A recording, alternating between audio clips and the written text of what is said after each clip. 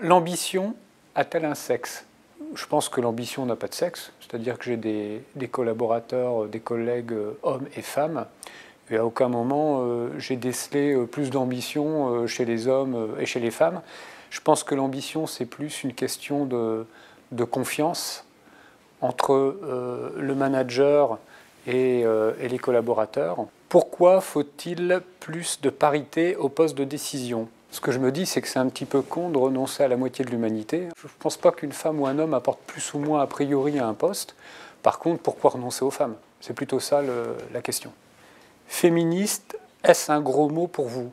Non, je pense. Enfin, féministe, c'est vraiment pas un gros mot.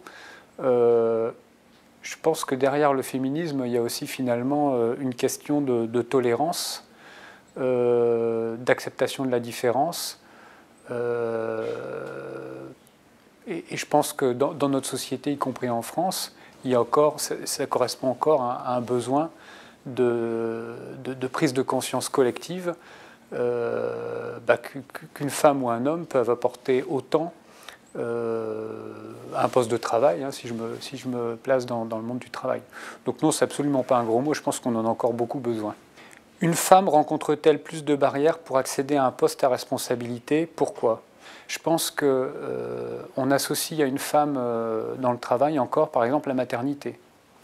C'est triste, mais aujourd'hui, le fait qu'une femme puisse avoir des enfants, donc à un moment donné, puisse s'absenter de son poste pendant quelques mois, je pense que ça peut encore être dans notre société, dans les entreprises, même si on le dit un petit peu moins maintenant, je pense que ça peut être encore une difficulté pour les femmes pour effectivement, notamment en début de carrière, progresser dans l'entreprise.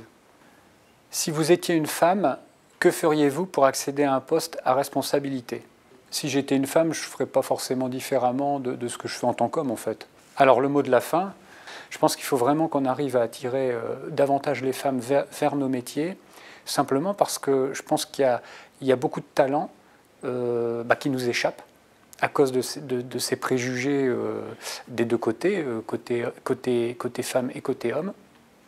Donc pour moi, il y a vraiment un enjeu d'aller capter un réservoir de talents quelque part dont on se prive aujourd'hui.